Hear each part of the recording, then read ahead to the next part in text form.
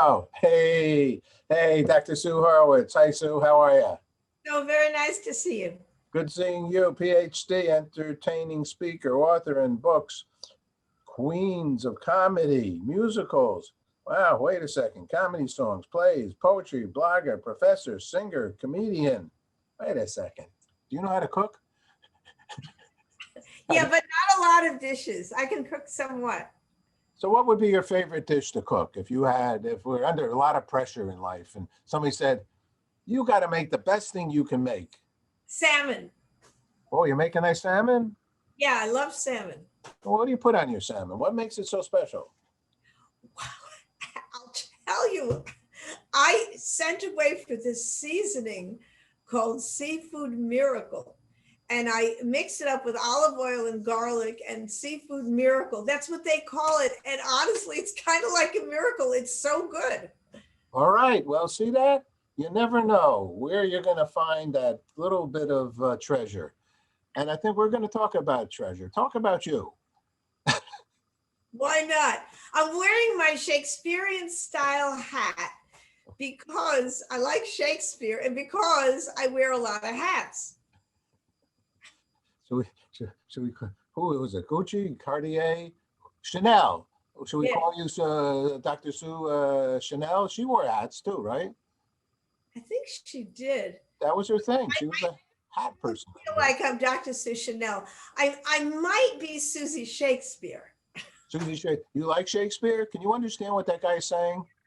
And I have a wild theory that, and I may make it into a show where I fantasize how one of my ancestors actually wrote or co-wrote the plays and sonnets of Shakespeare.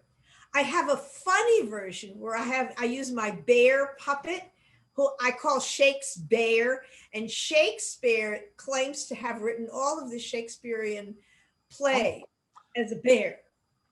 You know, I always thought, I could take this little walk up here at the Shakespeare Garden by the Rudin family. It's so kind to invest it in there. And I've seen a lot of big bears in there. I don't want to tell anybody because they'll never go over there. But I saw a 40-foot bear, a 90-foot bear. But maybe I'm wrong. I could have been hallucinating. Hallucinating. Maybe you ate something and you didn't know what was in it. I think it was a special salmon sauce. Well, they call it Seafood Miracle, so you never know what it could be. So now tell me, do you have a book out or what's going on with you? My book, Queens of Comedy. So how does that affect the world? Well, I interviewed these famous comedy legends, people like, the original queens of comedy, like Lucille Ball and Carol Burnett and Joan Rivers and Phyllis Diller. And you're asking me how it affects the world. Well, a sense of humor really helps you get through the rough times. There's nobody who could ever say more than I in that regard. I think that the comedy, first of all, scientifically, it opens up your arteries, makes your blood happy. I happen to know that through doing the Brain series on PBS. But in addition to, because if you're miserable, you put adrenaline down your back here and it goes into your heart and you die. So you got to be happy. And comedy is the greatest thing of expression of why is that? It's funny. Comedy and crying almost sound the same. When you laugh and you cry, what do you think that is? They're both releases? Yes, they're both releases. It's physical and it's mental. And actually, when you laugh, you actually, you expel air in little breaths. And that's, it's like sneezing, except it's funny. It's like laughing and sneezing. It's very close. And the crying, and if you've ever looked at people's faces when they're really laughing hard, sometimes it looks like they're crying. It's that physical thing. Yeah, it's a big release. I think I've said it at times. In my whole life, I'm pretty sure I said, "Are you laughing or crying?" to people. That's by far. So wait a second. Now listen, you said some serious commentary here in regard to the women in comedies, because I did the Carol Burnett show for 2 years, and I did, and I did some other good Shirley MacLaine. I did a lot of nice shows. I was with CBS. Are you telling me you interviewed Carol Burnett? I did, yes. A Come long, on. long personal interview. Recently? Well, no, not recently. Because she's still living and working. Oh, yes, she is still living and working. She is. Some of them are not, of course, but you know, it was a thrill to do the interviews. And then besides the book, I actually have all the original recordings, the audio recordings of my interviews with them. Are you serious? Wait, and you interviewed Lucille Ball too? Yes, yes. In New York, in her apartment in New York. When did you do these things? Well, Lucille Ball was in the 1980s, of course. I mean, she died somewhere in the 1980s. So she had an apartment in New York in the East Side. Yeah, that's where we did. Why were you doing? Did you have were you working for a television or radio company? I would get magazine assignments. I would, you know, I'd get some editor to give me an assignment to interview these people, and then I would do more in the interview. I do more than was necessary for the magazine article. I would get a lot of extra stuff. So I could write the article, but I'd also have a lot of material, and I could use it as part of a chapter from my book. Wow. Where is this book? Well, how come I'm not sleeping with it? You should be sleeping with my book. I don't know why you're not. I'm lonely, and have a book all about women comedians. I think I'll fall asleep nicely as well. Or maybe I'll just stay up all night. No. I will. I think you will. And there's two covers. There's the original cover that the publisher put on, and it's red, and it has these like stills of the comedians, and it looks like movie frames. And then for the digital copy, I designed the copy, and there's this sort of sexy lady, a model type with a television set as her head. And that is funnier and sexier. So you could sleep with whichever. Tell me that one. Or both. This is about 2 Calm down, Paul. Calm down. It's late Friday. The COVID time has kept me in the house for a long time. And I'm a little stir crazy like everybody else. And a book, I don't know, it might work. Well, a lot of books have worked. Look, I'll tell you, actually what I did, it's on my website. It's got a page, Queens of Comedy. But just to make it super easy to find, my latest blog, and all you have to do is look for Dr. Sue's blog. My latest blog, I put up Queens of Comedy with pictures of the book and a video of me talking about my meeting with Dolly Parton. You interviewed Dolly Parton as well. I did interview Dolly Parton. You are one smart cookie. I get around. You know that song, Don't Get Around Much Anymore? Yeah, but I used to. Not Dr. Sue. She's more than around. She's upside down and around. And when Dolly Parton came to CBS to do actually the show I was on called the Captain Kangaroo Show, when Dolly came into CBS Broadcast Center, 57th Street, I'll tell you what happened. The entire production place stopped, and everybody went to their television sets all throughout the company to look at Dolly Parton. Wow. And she was such a knockout physically, right? And had such good vibes with her personality that she was, I would say, probably, you know, in all my many years there, she was a big draw. Oh, I would definitely. Yes, definitely. That's a great thing. So who else? You got Dolly Parton, you got Lucille Ball, you got Carol Burnett. Yep. Who else? You got any other those are big names.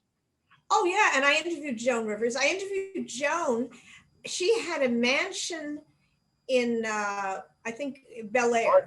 Oh, Bel Air too. Yeah. Okay. I think it's like one step up above Beverly Hills. It is. Actually, I couldn't say it, but I lived in Bel Air, but I lived on Barrington, but I always said Brentwood But yes, Bel Air is one step up. It's even up the mountain a little bit more than Beverly Hills. Yes. Okay. So she was there. So I Talking what? went to her mansion, and I went there, and my boyfriend at the time, he had this old beat up station wagon, and we drove up to the gate of the mansion. And here we are, we're going to this mansion in Bel Air. We're driving up in a beat up station wagon. And I'm dressed in what I thought was a pretty good style, but actually it was probably some kind of hippie style. I mean, who knows? Anyway, we get to the gate of the mansion, and this dog comes running and runs to the gate. Woof, woof, woof. He starts barking at us, and I was scared. I didn't want to go in because of the dog. Yeah. But then a man came and he took the dog, and I thought, oh, good, she's got a dog man. But you know who he was? Who? Her husband, Edgar. Edgar. She talked a lot. She gave that poor man a hard time. I don't know. You know, when you hear about celebrities, you only know what you read. You don't really know what's going on. I agree. You know, show business is show business, and there's a lot of facade.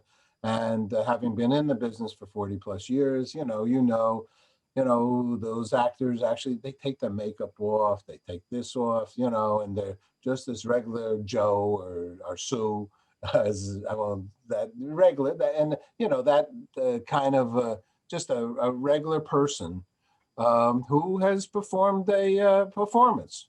It's pretty kind of straight, the Joan Rivers gets up there and does shtick, and if you're in her way, you're going down. And so it's very simple, but it doesn't mean that when she goes home, she's doing more shtick. It's right. I mean, what do you think? Yeah, well, first of all, let me say she was a very smart lady. I mean, there's no doubt about it. Yeah. And on stage, she had a particular personality. I mean, we talked about it. It's one of the things we discussed in the interview and in the book, of course. And she said the act, it grows out of you, but it's not the same as you. I mean, it's part of you. It's part of you, but exaggerating some parts. So this very sharp, bitchy persona that she was on stage, that's part of her, but it's not all of her. It's not all of her every day. And as a matter of fact, she was personally very nice to me. Why shouldn't she be? So, all right, listen, so we could talk for a couple of days straight. I got a feeling, but I think I'm got to run to take care of some things. And that's the only reason I got to thank you a lot and ask you one last question. I'm happy we did it. You've been a great, wonderful supporter of Good News, and your commentary to me, like nice job or whatever, compliments you've given us over these years have meant a lot to me. And that's why I wanted to make sure I got a chance to speak with you, because I know the good you do. And I appreciate your support of Good News. So my last question is, what is good news for you, Sue, Dr. Horowitz? I'm crazy. What is good news for me? Well, good news. I mean, I've actually thought about this a lot. And I think about what is most important to happiness. And I think close relationships, friends or family or whatever it is, good, supportive, close relationships is essential. And then being able to express your talents and your interests. And if you're fortunate to have good health and, some economic security, that's a big help, So I think that's essential for happiness. Some of these other things that we strive for, and they're like a game, fame and these dream vacations and everything. To me, they're like sort of like a game, like a prize that you reach for if you're going around in the merry-go-round, but they're not really essential to happiness. They're just like that brass ring we reach for. Beautifully stated, beautiful woman. Dr. Sue, thank you so much for sharing some time with us. Look forward to speaking with you again. Stay safe. Thank you, and have a wonderful holiday season. Thank you. You too. Bye-bye.